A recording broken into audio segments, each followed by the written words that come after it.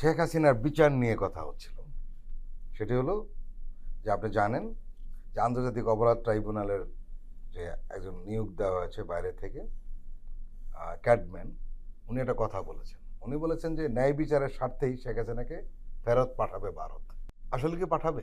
ভারত পৃথিবীর সবচেয়ে largest democracy, and Bharat সবসময় বলে যে তারা রুল অফ লতে বিশ্বাস করে। তো আমাদের তো ধারণা তারা যদি এই তাদের যে ডেমোক্রেটিক প্রিন্সিপাল যেগুলোতে তারা বিশ্বাস করে, সেই বিশ্বাসে তারা যদি বিশ্বাসী হয়, সেক্ষেত্রে তো বা সে অনুযায়ী যদি কাজ করে, তাহলে তো হাসিনার ওইখানে থাকার তো কোনো আমরা কারণ দেখি না, তাকে এক্সট্রাডাইট করতেই হবে।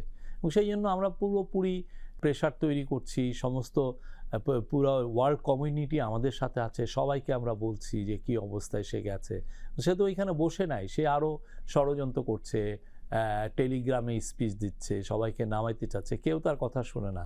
কিন্তু তারপর তার কথা দু একজন শুনে যদি তার থেকে 2 পয়সা কিছু কামানো যায় সেই জন্য, কিন্তু কেউ কি সে অনুযায়ী তার কথা শুনছে সেটা না।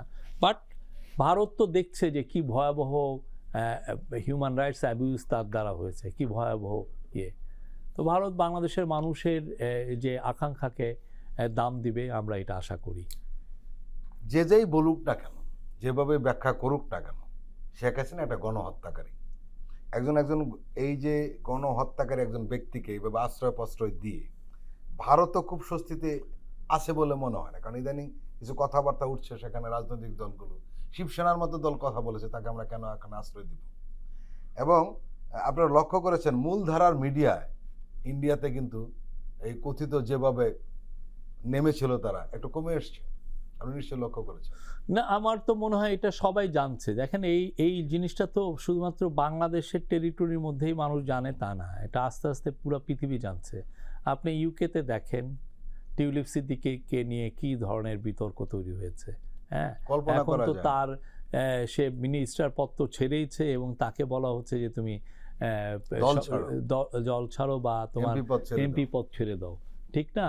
তো এই জিনিসগুলো তো পুরো পৃথিবী জানছে কি ভয়াবহ রকমের একটা চোরতন্ত্র, এইটা একটা খুনতন্ত্র। আপনি বলেন খুনের উপরে দাঁড়িয়েছিল, এটা একটা খুনতন্ত্র। এই খুনতন্ত্র যে হাসিনা জারি করেছিলেন, সেইটাকে আপনি কেউ তো মানে সাপোর্ট দিবে না, এবং তার দিনকে দিন প্রেশার আসবে, তাকে বাংলাদেশে আসতেই হবে, তাকে ফেস করতেই হবে বিচার।